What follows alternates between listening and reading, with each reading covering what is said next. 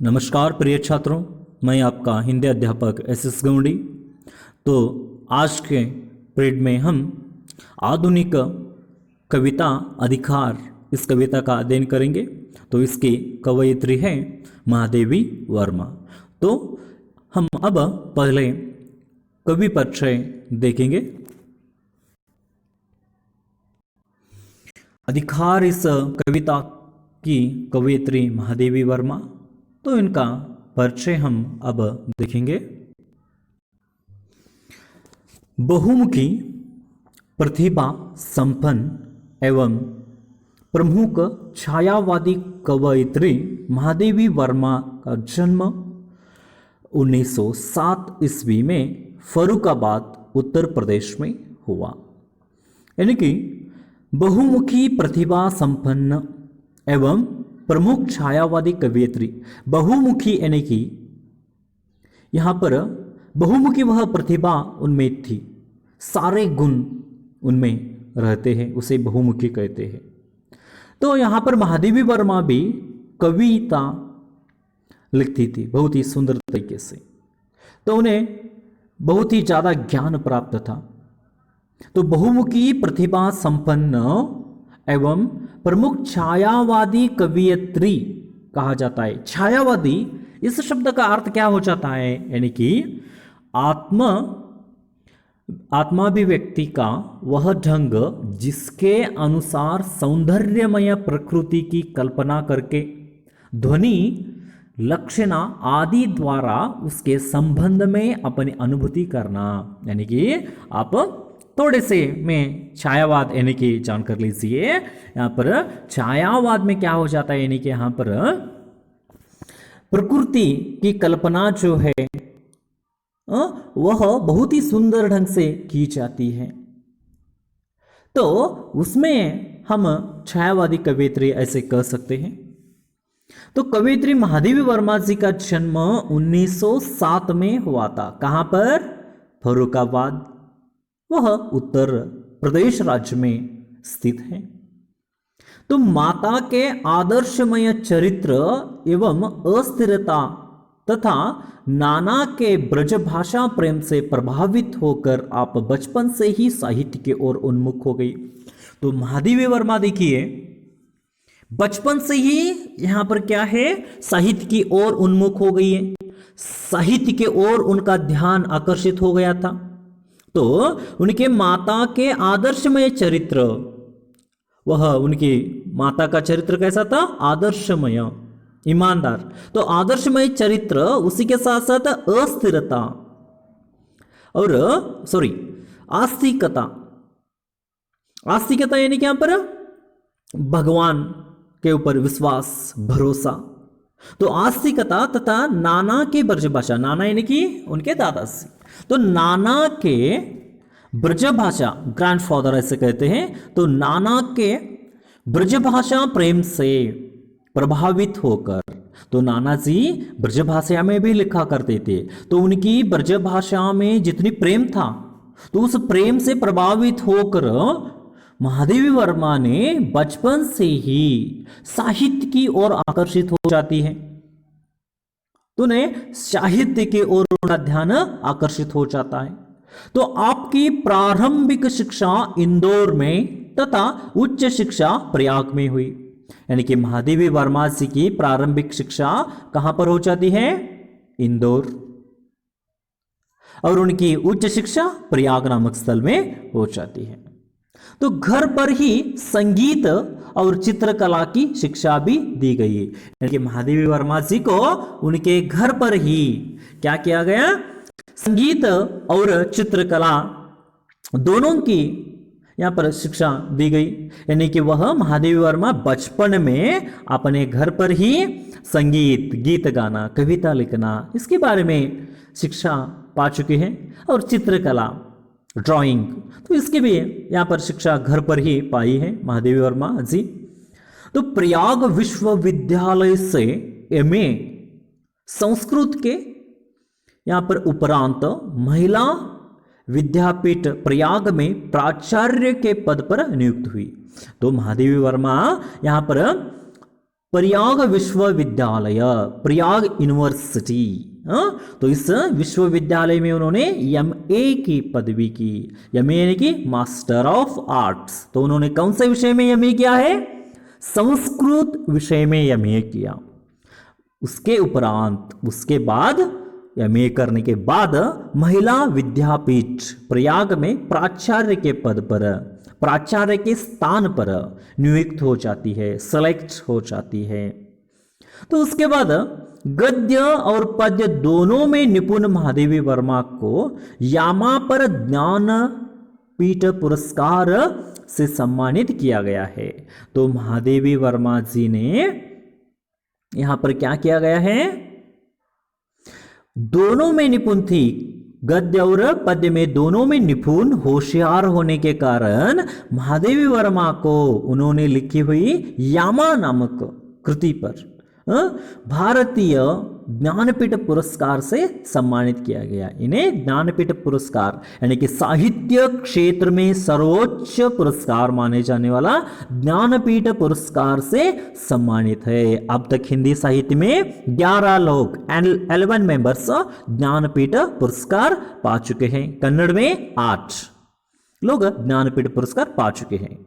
तो उसी के साथ साथ आपकी साहित्य साधना के फलस्वरूप इन्होंने जो साहित्य की सेवा की, साहित्य में जो अचीवमेंट किया, इसके फलस्वरूप भारत सरकार ने पद्म भूषण की उपाधि से अलंकृत किया। उन्हें पद्म भूषण नामक उपाधि दी गई है भारत सरकार। यानी कि महादेवी वर्मा जो साहित्य में सेवा की है, साहित्य में उन्होंने जो साधना की है, अचीवमेंट किया है, इसके लिए उन्हें भारत सरकार ने पद्म भूषण की उपाधि से अलंकृत किया। तो आपकी मृत्यु 11 सितंबर 1987 को हुई, 1987, यानी कि 11 सितंबर 1987 में, 1987 में इनकी मृत्यु हो जाती है। तो यह छोटा सा महादेवी वर्मा जी का परिचय था। उसमें से उन्होंने कई ग्रंथ भी लिखे हैं। तो ग्रंथों के नाम हम अब जानेंगे। निहार, रश्मि, नीरजा, सांध्य गीत, दीपशिखा, ये सभी महादेवी वर्मा जी के काव्य ग्रंथ हैं। इसके बाद गद्य रचनाएं, महादेवी वर्मा जो गद्यों की रचनाएं किए वह भी देखेंगे। अतीत के चलचित्र, स्मृति की रेखाएं, पद के साथी, ये आदि गद्य रचनाएं हैं। तो प्रस्तुत कविता अधिकार जो कविता है, इस कविता को काव्य ग्रंथ निहार से ली गई है।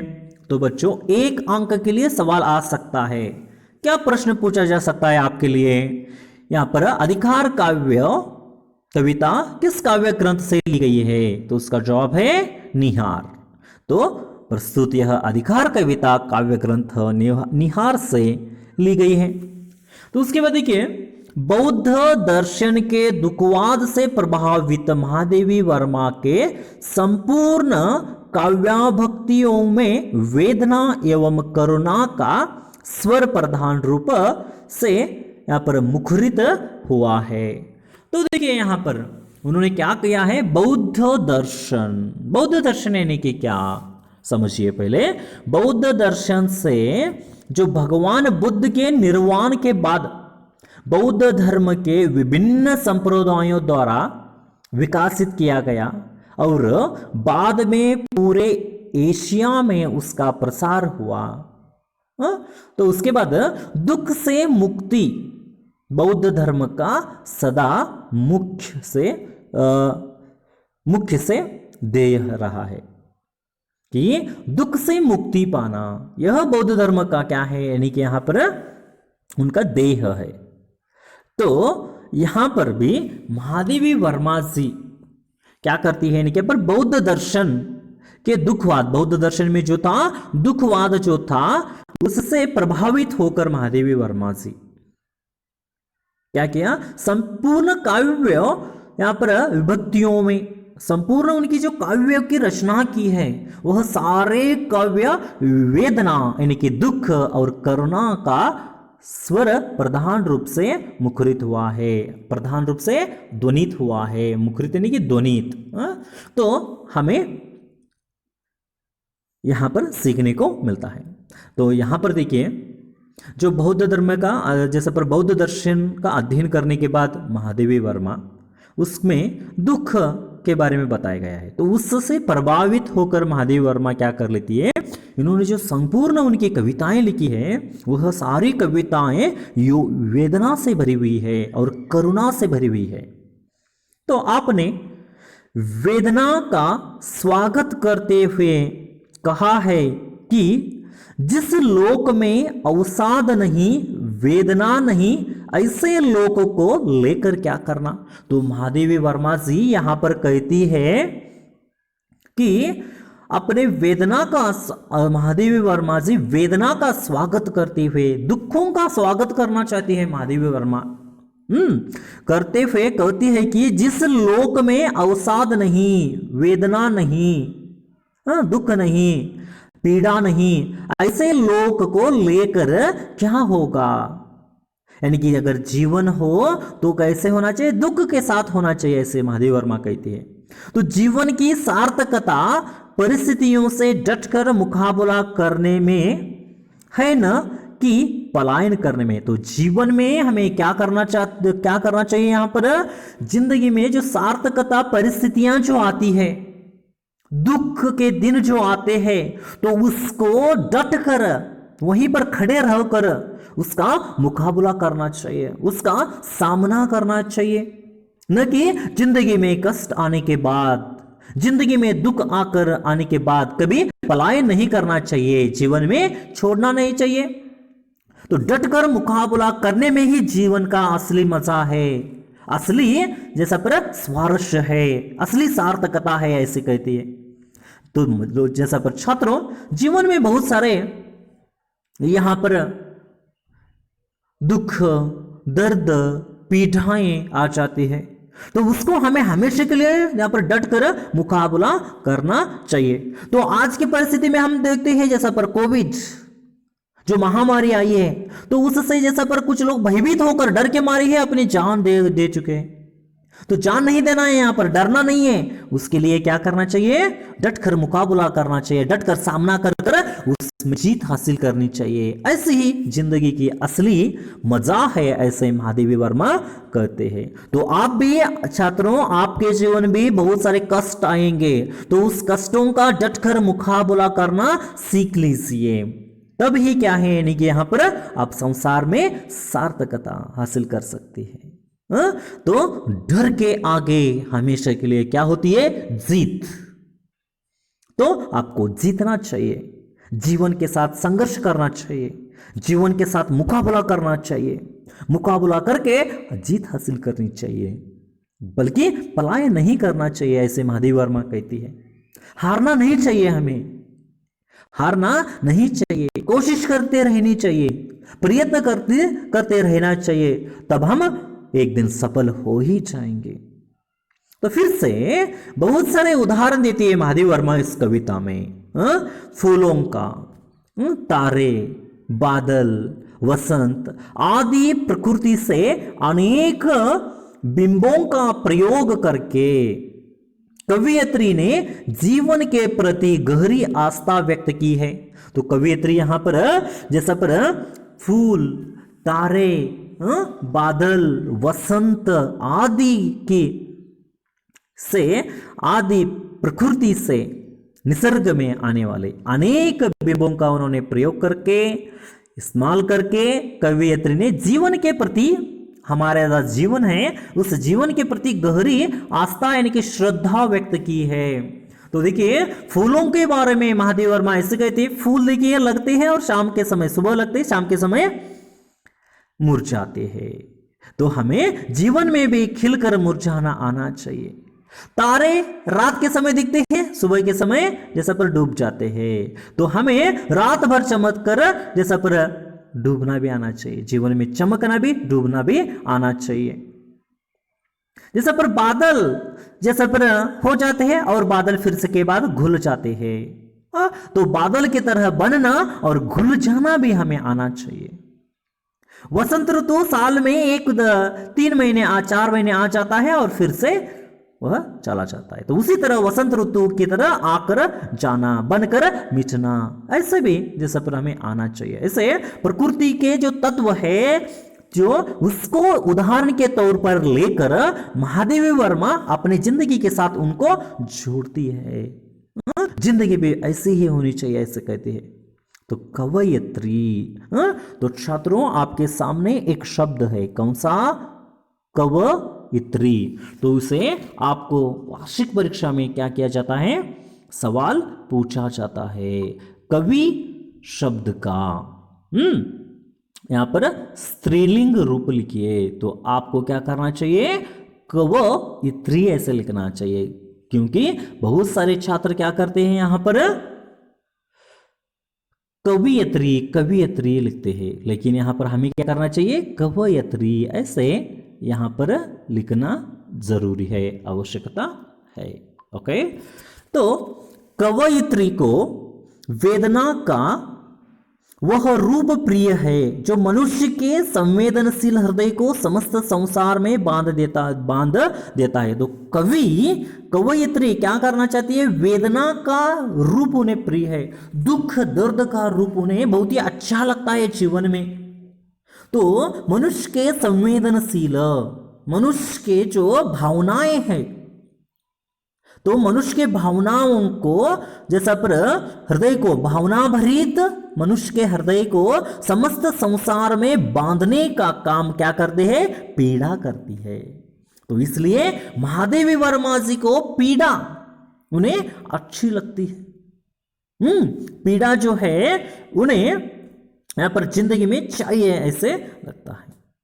तो कवयित्री वेदना का वह रूप प्रिय लगता है जो मनुष्य के संवेदनशील हृदय को समस्त संसार में बांध देता है। तो वे अमरों के लोक को भी टुकराकर अपने मिटने के अधिकार को बचाए रखना चाहती है।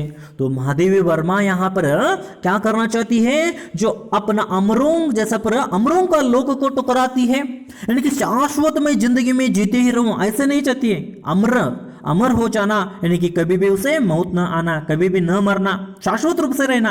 तो महादेवी वर्मा शाश्वत रूप से इस दुनिया में रहना नहीं चाहती है, शाश्वत रूप से रहने को ठुकराती है, अमरों के लोक को ही वह ठुकराती है और मिटने के अधिकार को बचाए रखना चाहती है। वह मिटना चाहती है जैसा पर जन्म लेने के बाद ऐसे ही जिंदगी जीना, इसमें कोई मजा नहीं है। मरना मिटना भी जैसा पर क्या है, यानी कि यहाँ पर चाहिए, ऐसे मिटने को अधिकार जो है उसको ही जैसा पर बचाए रखना चाहती है। उसके बाद देखिए आगे कहती है, जीवन में वेदना की अनुभूति का महत्व तथा संघर्ष पथ पर निरंतर आगे बढ़ने का संदेश देने हेतु इस कविता का चयनित किया गया है। तो देखिए इस कविता को चयनित करने अथवा आपके सामने देने का उद्देश्य क्या है, यानी कि यहाँ पर जीवन में वेदना की अनुभूति का महत्व, जीवन में जो वेदनाएं होती है, दुख पीड़ा दर्द जो होते हैं, तो उसका महत्व हमें समझना चाहिए। क्योंकि हमारे जीवन में जैसे पर पीड़ा दुख दर्द आते ही रहते हैं, तो उसका संघर्ष के साथ कैसे मुकाबला करें और संघर्ष के साथ मुकाबला कर जिंदगी में कैसे आगे बढ़ना चाहिए, इसके बारे में कवियत्री क्या करती है, हमें बताती है। तो संघर्ष पथ पर निरंतर आगे बढ़ना चाहिए, जीवन में संघर्ष करते हुए आगे बढ़ना चाहिए। वह आराम की जिंदगी नहीं चाहती है, संघर्ष करना चाहिए। होराटत बदकू, तो संघर्ष के पथ पर, पथ यानी कि रास्ता, संघर्ष के रास्ते पर निरंतर आगे बढ़ना चाहती है। तो बढ़ने का संदेश यहां पर कविता में चयन किया गया है। तो आप छात्रों आपके जीवन में भी आगे चलकर, अभी जिंदगी बहुत ही बाकी है, तो इस जिंदगी में आगे जाने के बाद बहुत सारे जैसा पर क्या करेंगे, हमारे ऊपर जिम्मेदारियां आएंगे। अब तो आप क्या है, छात्र है, student life is golden life, हाँ पढ़ाई कर रही है, आपके ऊपर थोड़ी सी भी जिम्मेदारी नहीं है, लेकिन आगे बढ़कर एक दिन आपके ऊपर भी बहुत सारी जिम्मेदारियां आ जाएंगे।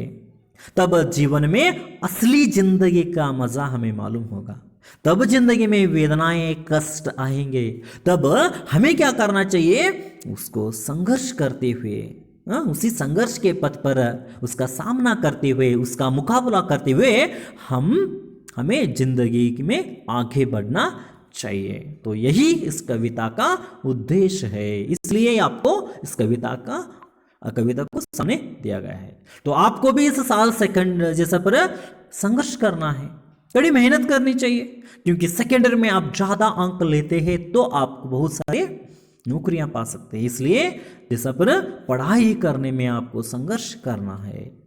बहुत सारे कोविड-19 जैसे महामारी आई है, तो आकर आपके पढ़ाई में बाधा हो गई है, लेकिन ऐसे दिनों में भी आप संघर्ष करके आपको जीत हासिल करनी है। तो यही एक जीवंत उदाहरण है हमारे लिए। तो आगे चलिए, मैं अब कविता को पढ़ूंगा। वे मुस्कुराते फूल नहीं जिनको आता है मुरझाना, वे तारों के दीप नहीं जिनको भाता है बुझ जाना, वे नीलम के मेघ नहीं जिनको है घुल जाने की चाह, वह अनंत ऋतुराज नहीं जिसने देखी जीने की राह, वे सूने से नयन नहीं जिनमें बनते आंसू मोती,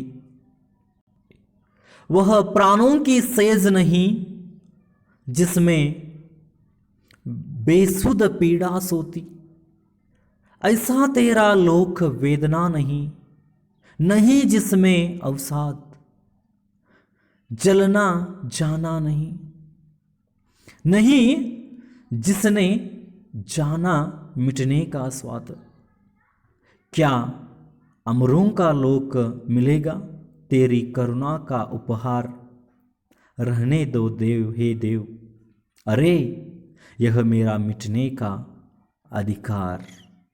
तो छात्रों, अब हम यहाँ पर रुकते हैं। अगले पीरियड में इस कविता का स्टांजा बाय स्टांजा एक्सप्लेनेशन और सारांश का पढ़ाई करेंगे। तब तक थैंक यू, धन्यवाद।